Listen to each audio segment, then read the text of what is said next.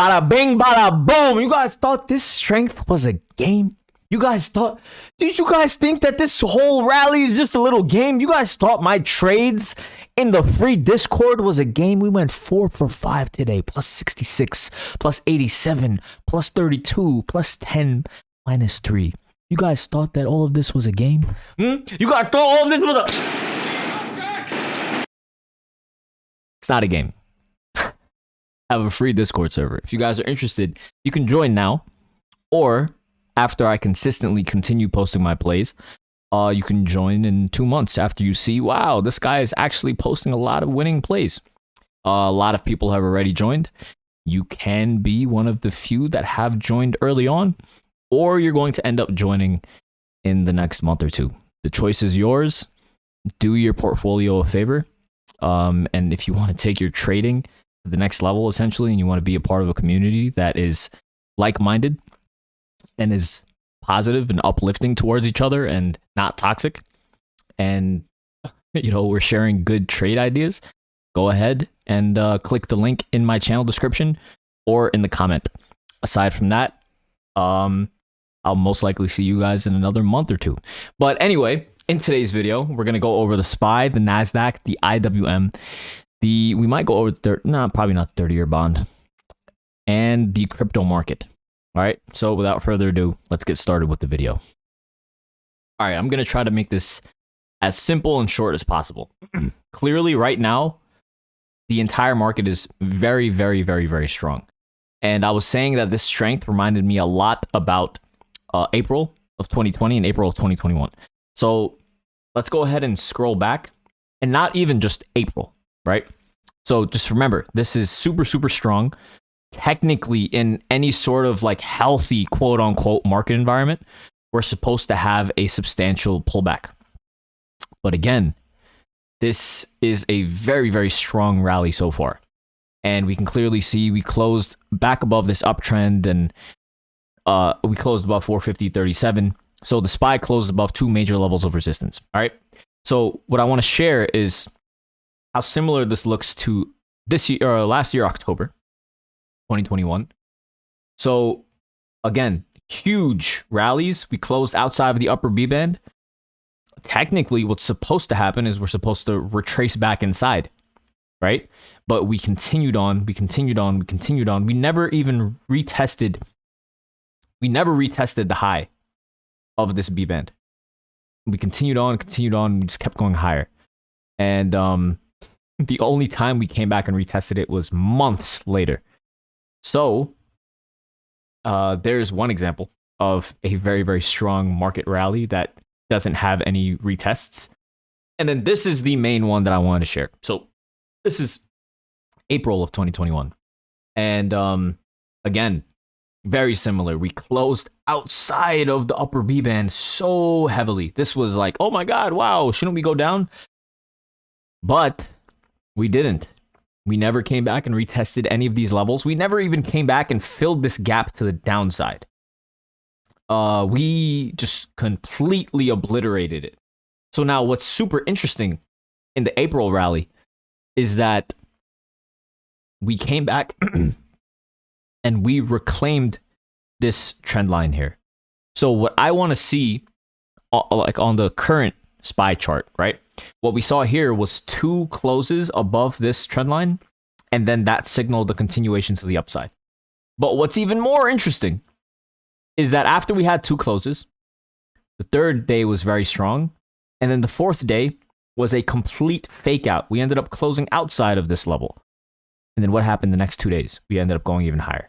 So again, these fake outs look very, very plausible. So what happened yesterday? Everyone was super, super bearish. I was leaning bearish overnight.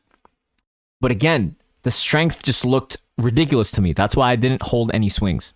Even now, I'm not holding any swings. But technically, if you were to want to buy something, you would buy lotto calls. But I didn't hold any swings overnight, except wheat. So what I want to see is another close above 449. Sorry, 449.25 for tomorrow on the SPY. And then we can potentially see the upper level of this channel. So that is going to be the new range that we could potentially start trading within. And currently, the upper level of the Bollinger Band is clearly moving upwards. The MACD is also strong. Everything looks very, very strong on the SPY. There's not really much else to talk about. Let's go ahead and take a look at the IWM. All right, the IWM clearly also closed above 205.50, 206. Super, super strong. And no, sorry, it didn't close above 205.50. Clearly very, very strong. And it closed above 204.81, which is a very, very important level of resistance. So again, clearly very, very strong, the SPY and the IWM. But what I want to look at are the large tech stocks and the NASDAQ. All right, so let's go ahead and do that.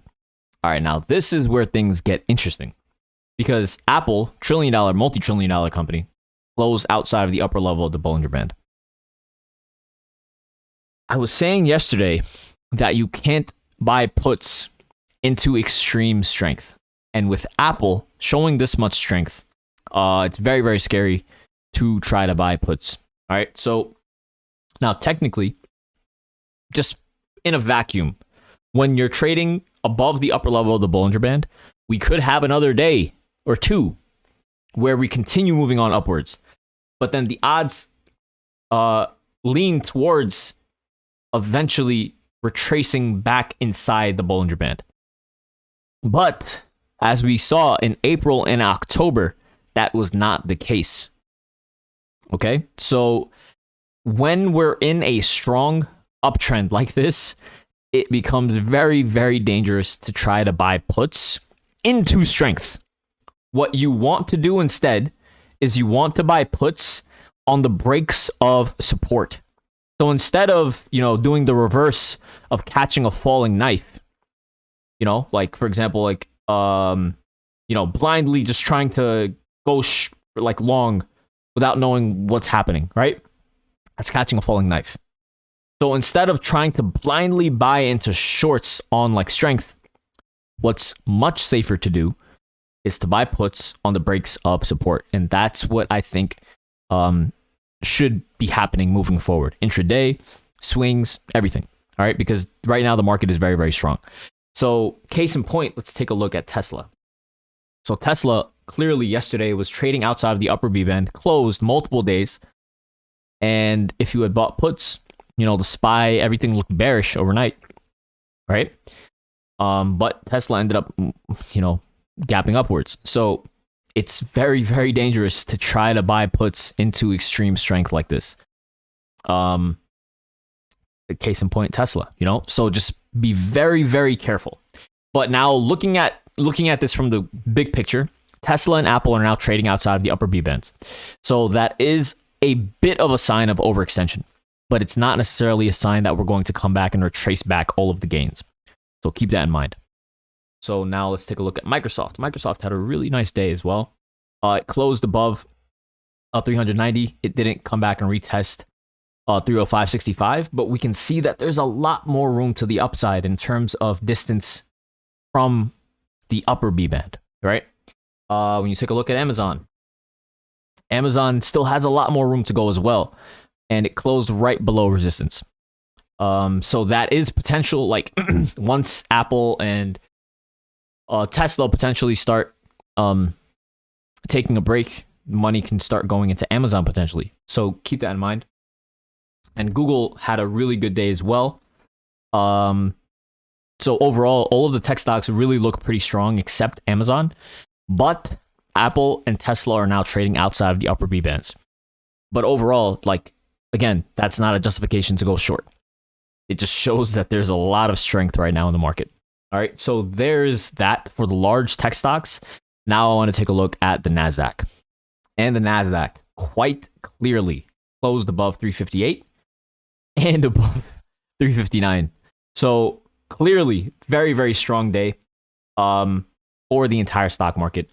You could see the MACDs are moving upwards. The RSIs are moving upwards. Everything looks super, super bullish on the SPY, the IWM, and the NASDAQ. There's really not much else to talk about. We go over the levels every single day, really. Obviously, the levels, I could repeat them. Oh, the NASDAQ 355.56, and then this and that. But the new upper levels to watch for tomorrow are going to be 362.17 and 362.72. And the level that we really need to stay above is 358. So 358 is going to be synonymous to that it's going to be synonymous to that SPY 449.25 level. So tomorrow the NASDAQ needs to stay above 358 and the SPY needs to stay above 359.25. And if we can remain above that, then I think it's good to go that we'll continue moving upwards. But again, it's risky to swing at the moment, in my opinion. If you do want to swing, you have to lean long. You know, the trend is your friend, regardless of how absurd these moves look and how conditioned we are that there should be healthy pullbacks. Not every time it's not necessary that there's always going to be health in this market. Okay, as we saw with April and October, we have to always keep an open mind to possibilities, and we have to adapt to changing market environments. Not every environment is going to be easily swingable, and not every environment is going to be easily day tradable. But right now, it's working in our favor for the day trades. So we're just gonna stick to that. So there's that for the entire stock market. Now I want to look at the crypto market. All right, so Ethereum and the altcoins were basically the reason why Bitcoin started to rally. So we saw that strength coming out of Ethereum, and clearly you can still see objectively Ethereum looks very, very strong. All right, plain and simple, Ethereum still looks very, very strong. But these other altcoins, for example, Solana, they're starting to close outside of the upper V band. So these other coins are starting to show a bit of an overextension. But Ethereum, clearly strong. All right. Now, when you take a look at Bitcoin, Bitcoin is also clearly strong, right? Objectively, we're trading above 43,500 on Bitcoin. So it looks like there should be continued strength. But now what you need to take into consideration is we are trading outside of the upper level of the Bollinger Band. It's not necessarily a time to start shorting. But this is starting to show a sign of overextension in Bitcoin. So just keep that in mind. This is probably the only reason why there could be some sort of bearishness. Because Bitcoin, Tesla, Apple, they're all showing overextension to the upside. And Ethereum also is not showing as much room to the upside either. So unless...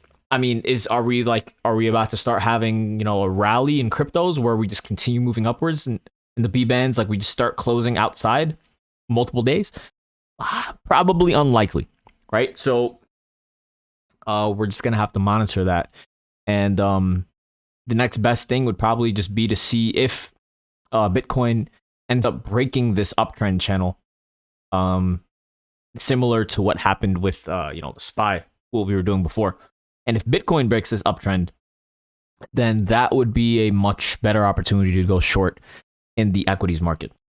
So really, objectively, the entire stock market looks bullish. The crypto market looks bullish, but now it's starting to show a bit of overextension, the crypto market. All right, so just keep that in mind.